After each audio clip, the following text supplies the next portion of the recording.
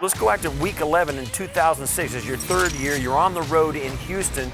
You go out and set a franchise record with 265 receiving yards. You had 2 touchdowns in the first quarter, and both went for 83 yards. Walk me through these 2 touchdowns. He'll stay with 4 receivers in the game. First down at the 17. Austin takes it, looks left, looking deep, looking for Evans. Got him in stride in midfield. Evans hits a foot race at the 20, at the 10.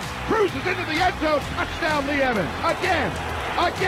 Yeah, I mean, talk about a blazing start, right? And it was one of those games where, they basically just lined up on us and said, you're not going to run the ball. JP bought some time and, gave me a chance to get open and just threw it out there. Being able to track that ball down for him in a short span like that, it's pretty special.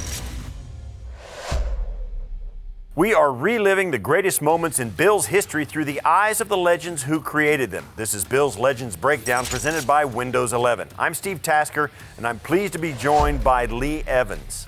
Thank you for having me, Steve. It's great to see you.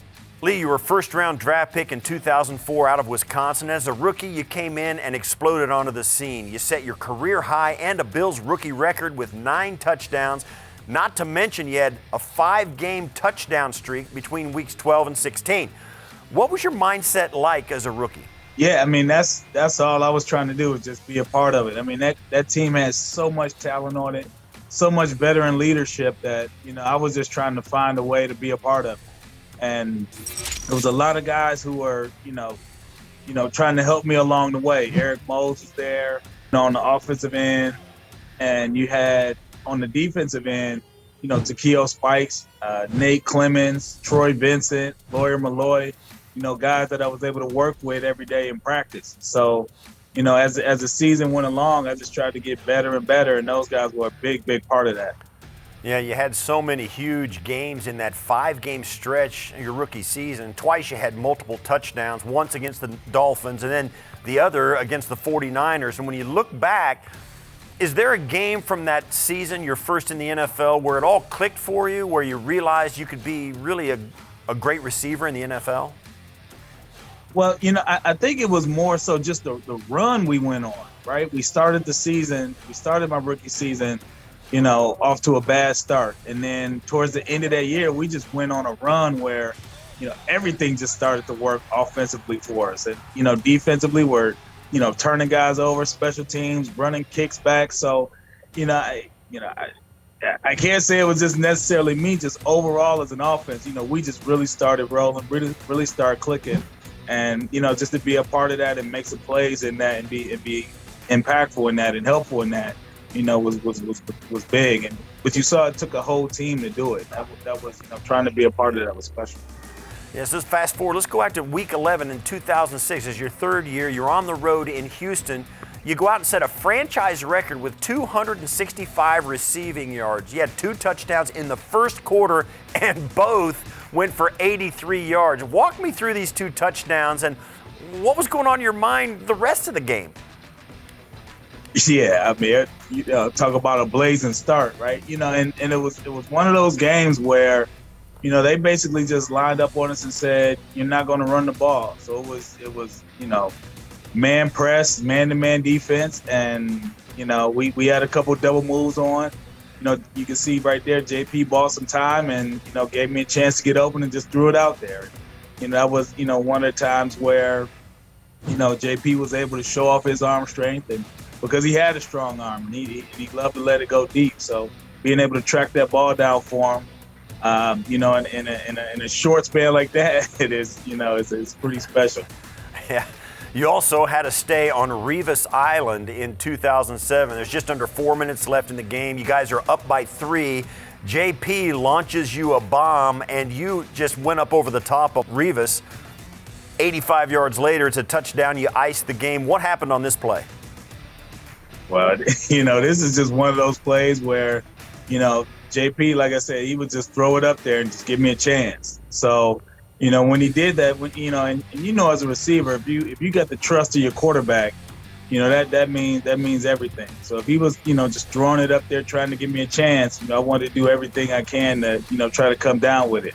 Obviously, Revis is a great corner and, had a great career in the league. And so, years later, we talked about this.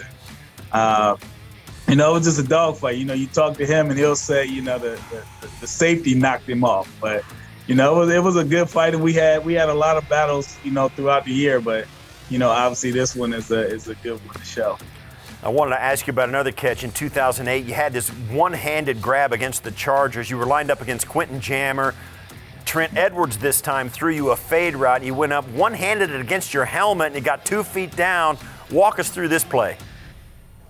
Well, you know, the interesting thing about this game is it's when the lights went out. So there was no power in the stadium. So that created a completely different atmosphere. And, you know, years later, the guard on that play, right, he got beat hard. And, you know, Trent almost got sacked on that play. So Trent was just trying to throw it up, you know, just throw it to a place where I could make a play. And, you know, Jammer is another great corner in the league who had a great career, strong guy, plays the ball well. So, you know, I just tried to buy myself some time, save some space over there on the end, and make a play. So, you know, and this one was just, you know, throwing it up and just trying to make a play, man. And, you know, that's pretty much all you know in these situations. All right, let's take a look at Week 10, 2009. You're on the road again in Tennessee. You guys come out in a Wildcat, and Fred Jackson throws you a perfect pass for a touchdown on the opening drive of the game. Is there a story behind this play? Well, so Fred and I, we used to always have competitions against each other where, you know, trying to punt the ball down, you know, in practice, or throw the ball and hit the crossbar. So we always had these competitions together about who could throw it, who could punt it together. So to be able to catch a pass from him, it's pretty special, and it gives them a leg up on, you know, who has the better arm between us. Well, you've got a couple of franchise records, and you still rank in the top 5 in receptions, yards, touchdowns in Bills history. You always put up numbers regardless of who your quarterback was, and you're a true Bills legend. How would you like to be remembered by the Bills Mafia?